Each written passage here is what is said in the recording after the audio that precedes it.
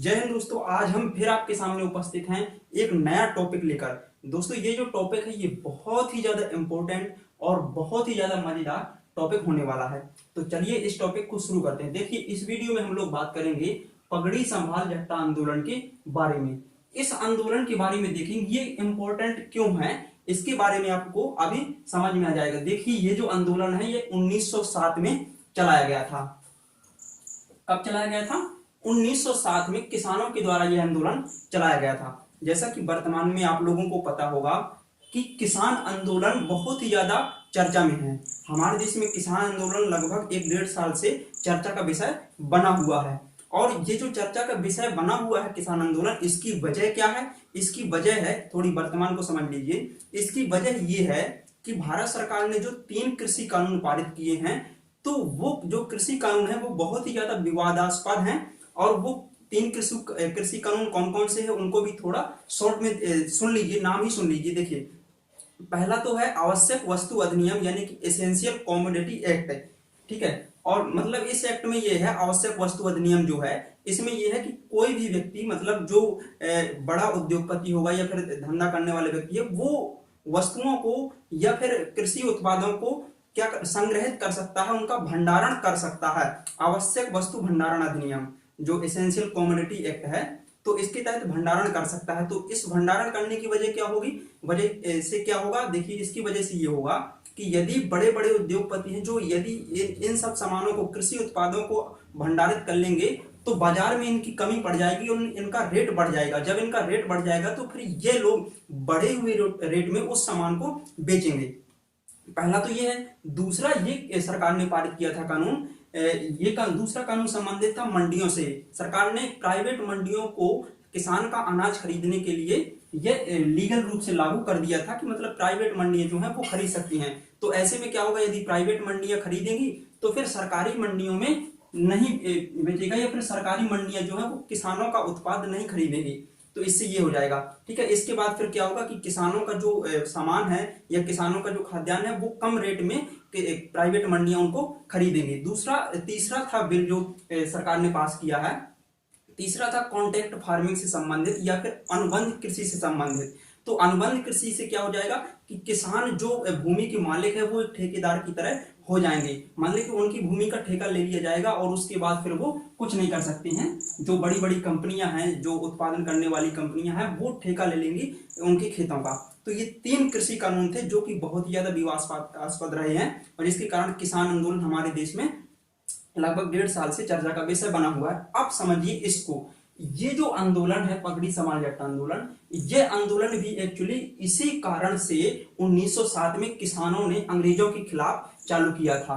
माने कि अंग्रेजों ने 3 कृषि कानून पारित किए थे 1907 में, 1907 के पहले 1906 में, ठीक है। तो 3 कृषि कानून पारित किए थे। तो इन्हीं कृषि कानूनों की वजह से पंजाब के किसानों ने आंदोलन किया था। अब इसको हम लोग समझते हैं। देखिए 3 कृषि कानून कौन से पारित किए थे अंग्रेजों ने? 3 कृषि कानून पारित, वर्तमान तो आपने समझ लिया कि वर्तमान में इसका संदर्भ क्या है। 3 कृषि कानून जो अंग्रेजों ने पारित किए थे वो ये थे। पहला था पंजाब भूमि अलगाव अधिनियम 1900 में ये पारित किया था। कौन सा था? पंजाब भूमि अलगाव अधिनियम 1900। दूसरा था पंजाब भूमि उपनिवेशीकरण अधिनियम यानी कि पंजाब लैंड कॉलोनाइजेशन अधिनियम 1906 में पारित किया था। और तीसरा है दोआब बारी अधिनियम। देखिए दोआब बारी अधिनियम ये भी 1906 में पारित किया था अंग्रेजों ने।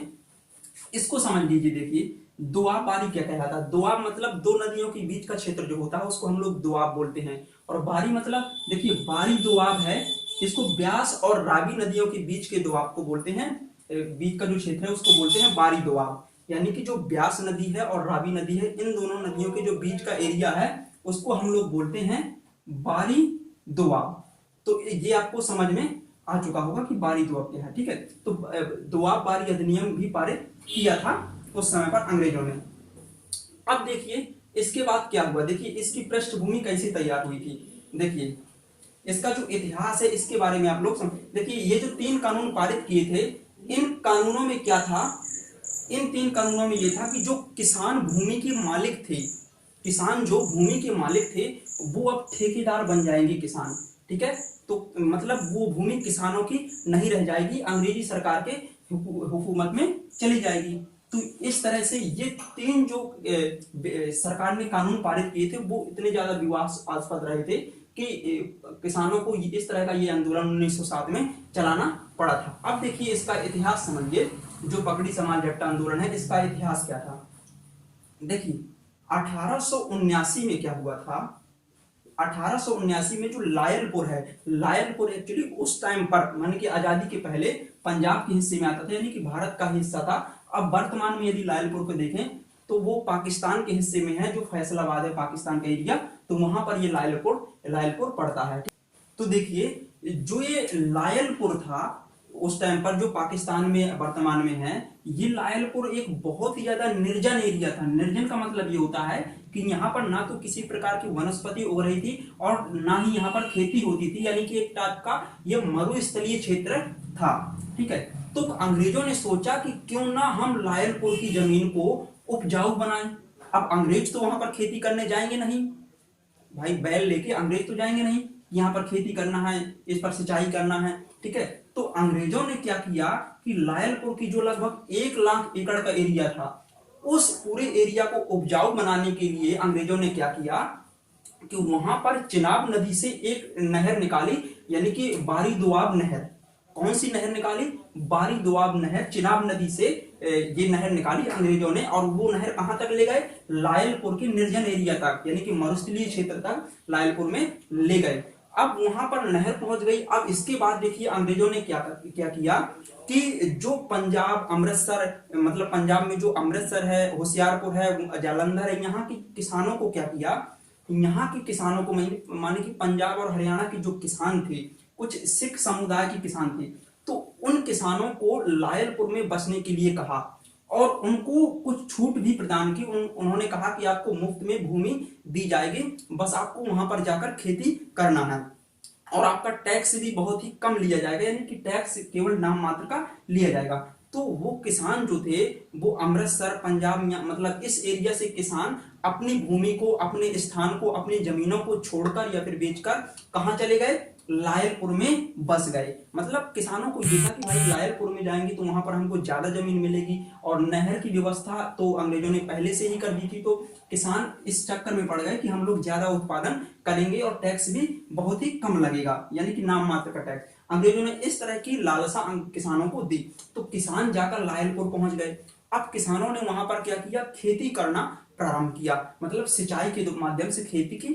तो कुछ ही समय में अंग्रेज किसानों ने वहां की भूमि को उपजाऊ बना दिया, यानी कि लगभग 15 से 20 साल में किसानों ने लायलपुर की जो निर्जन जमीन थी, जो मरुस्थलीय भूमि थी, उसको उपजाऊ बना दिया। और वो भूमि जब उपजाऊ हो गई और उस भूमि से किसानों को अच्छा खासा लाभ मिलने लगा, तब अंग्रेजों ने क्या किया कि उस भूमि को किसानों से छीनने के लिए या फिर उस भूमि का मालिक अंग्रेज स्वयं बनना चाहने लगे, और अंग्रेजों ने ये 3 कानून पारित कर दिए।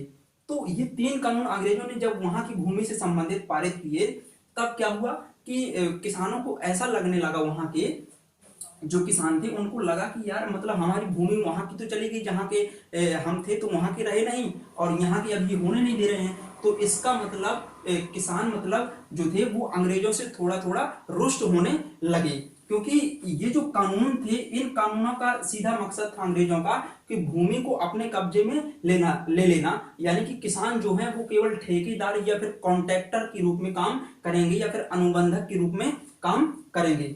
तो जो सिख समुदाय के वहां पर किसान थे, तो उन्होंने एक आंदोलन चलाया, ये 3 कानूनों का विरोध करने के लिए एक विरोध आंदोलन चलाया। और देखिए ये जो आंदोलन चलाया था किसानों ने, ये आंदोलन, इस आंदोलन का नेतृत्व किसने किया, मतलब किसके नेतृत्व में किसानों ने यह आंदोलन चलाया था? तो यह आंदोलन चलाया था अजीत सिंह के नेतृत्व में। अजीत सिंह जो है ये एक बहुत ही बड़े क्रांतिकारी थे।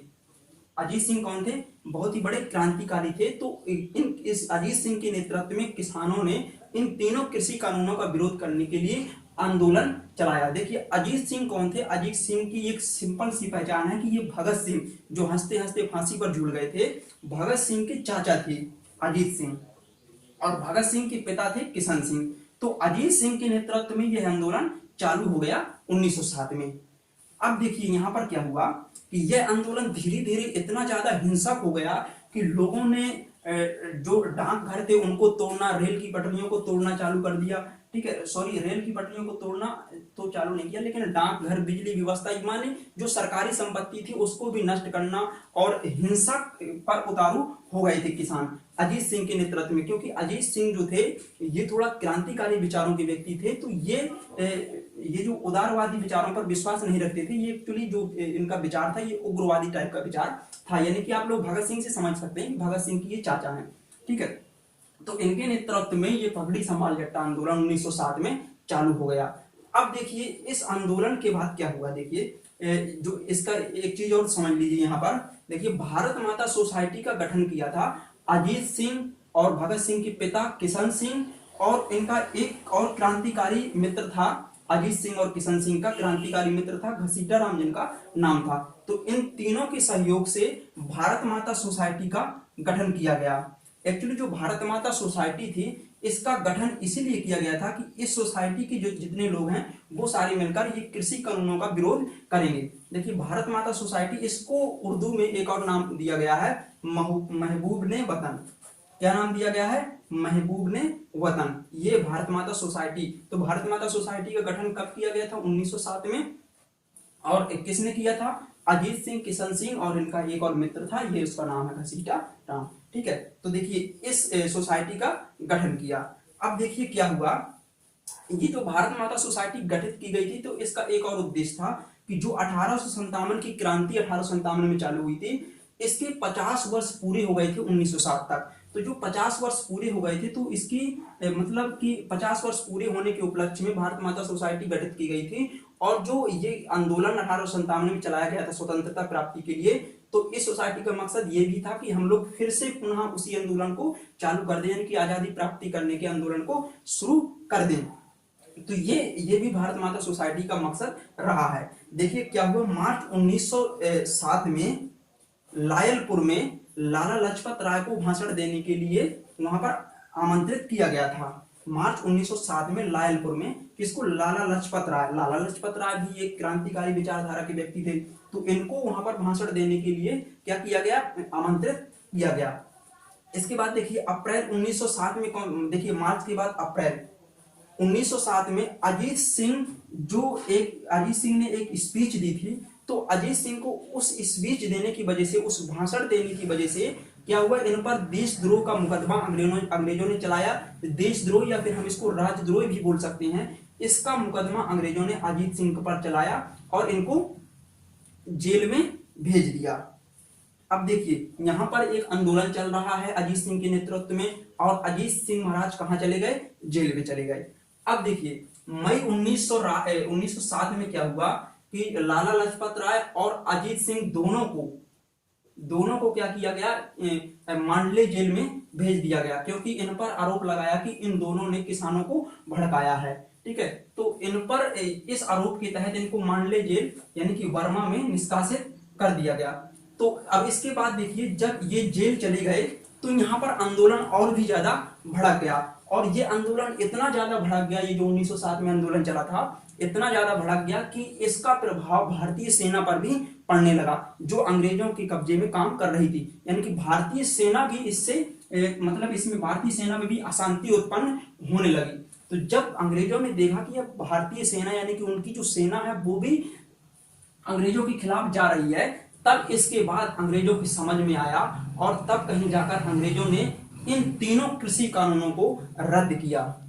तो इस तरह से ये आंदोलन यहां पर जाकर समाप्त हुआ जब ये तीनों कृषि कानून रद्द कर दिए थे अंग्रेजों ने। तो देखिए ये कृषि कानून हमने आपको इसलिए बताए हैं क्योंकि वर्तमान में जो किसान आंदोलन चल रहा है, वो जो किसान आंदोलन कर रहे हैं वर्तमान में, उनका भी ऐसा मानना है कि जो वर्तमान की भारत सरकार है वो भी इसी तरह का कुछ कानून लेकर आई है हमारे सामने। लेकिन ये कानून इस कानून से थोड़ा अलग है। ये जो कानून है जो 1907 में बनाए थे अंग्रेजों ने, ये कानून वर्तमान के कानून से अलग है, इसलिए इनका विरोध हुआ था। हालांकि भारत सरकार को प्रयास करना चाहिए कि जो तीनों कृषि कानून पारित किए हैं उन तीनों कृषि कानूनों को सामान्य जनता को, किसानों को समझाने की कोशिश की जाए। क्योंकि देखिए, हो सकता है कि भारत सरकार ने किसानों के लिए अच्छा किया है, हम मानते हैं, लेकिन जो किसानों की समझ में नहीं आ रहा है, किसान उससे संतुष्ट नहीं है, तो किसानों को संतुष्ट करने की कोशिश सरकार करे। क्योंकि जब तक किसान खुशहाल नहीं है, ठीक है, तब तक कोई भी देश प्रगति नहीं कर सकता है। जब तक किसी देश के आम लोग या फिर सामान्य लोग खुशहाल नहीं है, किसान खुशहाल नहीं है, सैनिक खुशहाल नहीं है, तब तक वो देश प्रगति कैसे कर सकता है। इसका खुशहाली इंडेक्स भी तो होना चाहिए ना अच्छा। तो इस तरह से, तो देखिए, ये आप लोगों को समझ में आ चुका होगा। ये आंदोलन है, ये आप लोग समझ चुके होंगे। देखिए, अजीत सिंह भगत सिंह के चाचा थे, किशन सिंह उनके पिता थे। तो इस तरह से इन सभियों ने मिलकर यह आंदोलन चलाया और तीनों कृषि कानूनों को अंग्रेजों को रद्द करने के लिए मजबूर कर दिया। तो दोस्तों, इस वीडियो में हम लोग इतना ही पढ़ेंगे और जल्दी ही मिलते हैं किसी नेक्स्ट वीडियो में अच्छे टॉपिक के साथ में। तब तक के लिए जय हिंद।